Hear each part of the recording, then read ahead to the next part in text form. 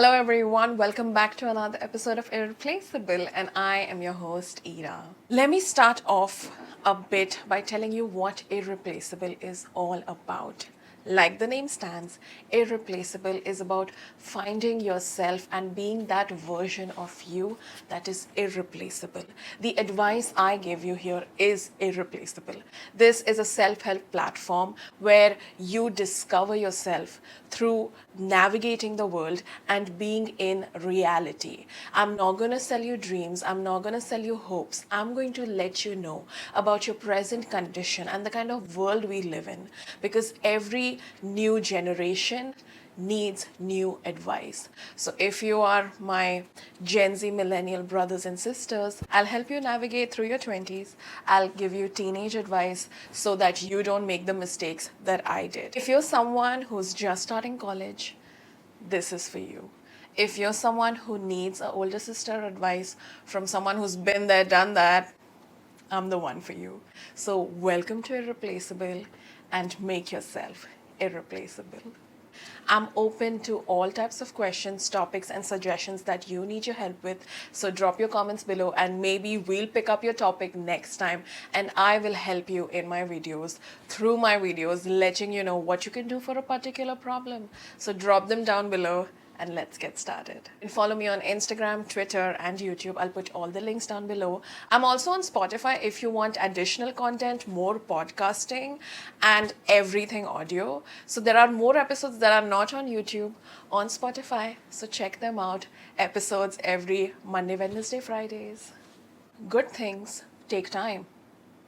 Good things take time.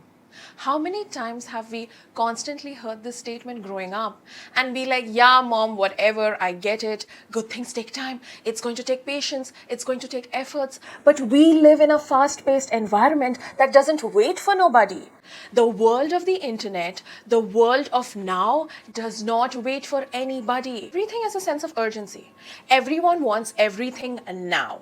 So when you want to incorporate that good things take time, it's difficult because should I focus on quality or should I focus on quantity? But here's the thing, the whole quote, quality over quantity, it's bullshit. You need quantity when you're practicing, you need quality when you're presenting. The result should have quality, the practice should have quantity. That is how the world works. There is no fight between quality or quantity. Quality will not exist without quantity.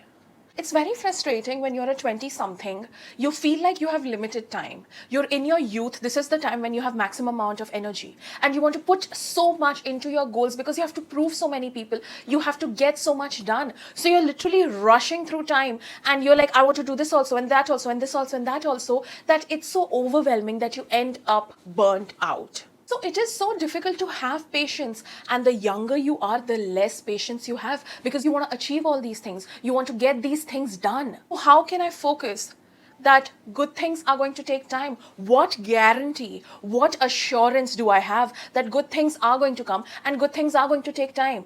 Patience is such a virtue that you have no option but to accept it. Have you guys seen the movie Kung Fu Panda? There is this scene, and I love referring this scene so many times. There is this scene where Master Ogwe finds Po like stuffing peach in his mouth under the peach tree when everyone demotivated him and said that you're not the dragon warrior. This is literally my favorite scene. So he sees him stuff all this peach, and Po goes like, what makes you think I'm the dragon warrior? It's such a coincidence. I'm not good enough. I'm not better. They have been practicing since forever, since they were kids, and I just started. Like, how will I reach that level of excellency when I'm just starting out? Like, the competition is so tough.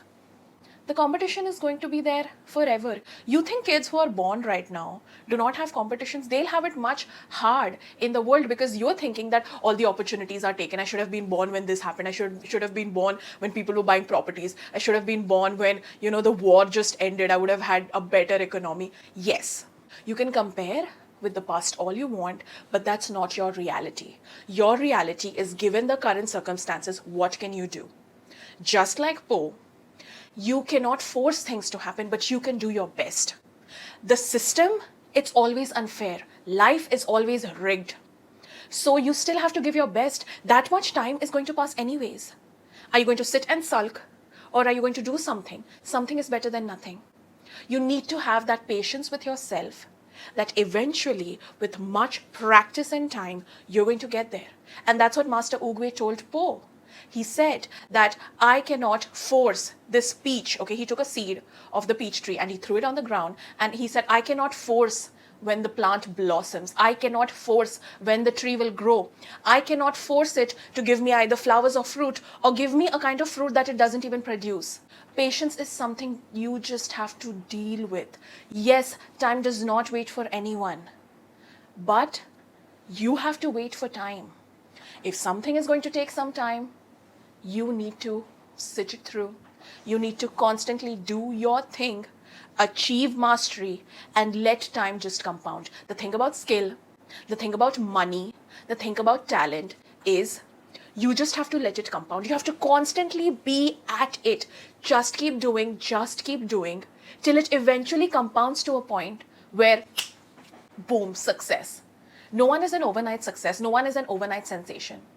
That tip of the iceberg that you see, it's layers and layers of tryings and attempt. So many artists in this world, they're known for like 1 or 2 songs, but no one sees the whole discography that has led them to that point. I had this amazing realization. Actually, it was kind of like a sad realization. I'd gone to the Netherlands earlier this year, and we had gone to the Van Gogh Museum, and we were going through his life, and we were getting to know, okay, Van Gogh did that and this. He right now is known for maybe what, like 10 paintings top best. And if you pick anyone on the street and be like, name 5 Van Gogh paintings, they wouldn't know. But they could recognize, yeah, there's something with the flower, there's something with the tulips, or something blue. Then there is Starry Nights. There's always Starry Nights. 1 or 2. The yellow dress or the ship or something, you know. People will remember. Those are remarkable works. Do you know he made over 2,000 paintings? And out of the 2,000, that one painting is what got him success. And to tell you more, he got that level of success and fame after he died. He died penniless, poor, and thinking he was good for nothing. He died unsuccessful in his own eyes, and nothing's going to affect him. Everything, all the fame, success, the money that came after, it's not going to matter. He's 6 feet under the ground. See, I understand that seeing other people get results before you is frustrating. It's not a happy feeling, especially when you're struggling at something and someone just swoops in and effortlessly does it, and then in like just a couple of attempts they got it, and you feel like pulling your hair and screaming and shouting like, why not me, why not me? And then there are also moments where you see completely unworthy people get that kind of success that you're going for. You see people who don't even want that get it. And then you're there sitting and struggling and trying, and just challenges are being thrown at you and you're being tested out and you're still giving it your 100%. You're not seeing results. You feel like quitting. Anyone would. But this is what separates you from the rest.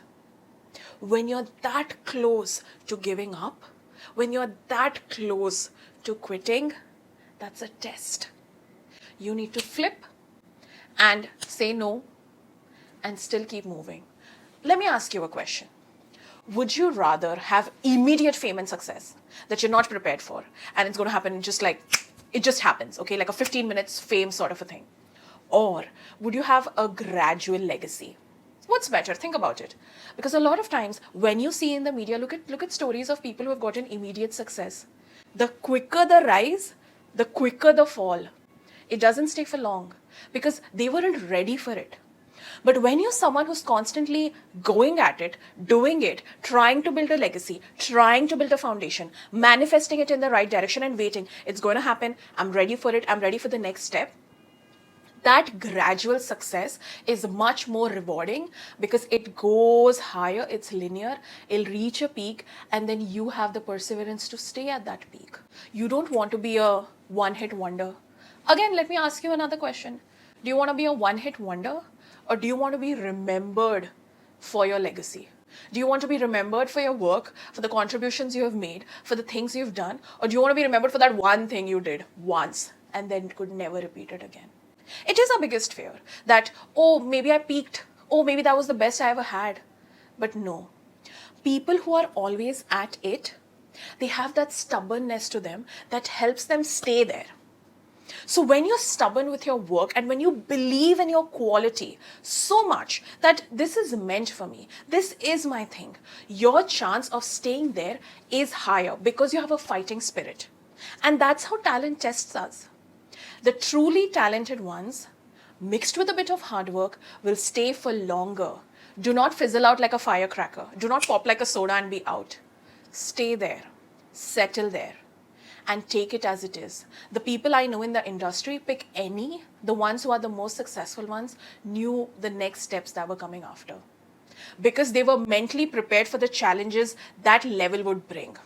When you slowly go up the level, you ease into that level. So when you ease into that level, you know what to expect. You know what's coming at you. But when you just go up and down the elevator quickly, you don't know where to stop. And you don't know what to expect once the door opens. So you're always bamboozled. And that's when problems come. Money issues come. Haters come. People who are jealous of you come. So do not wish for that. Patience has to be your friend. You have to sit with it.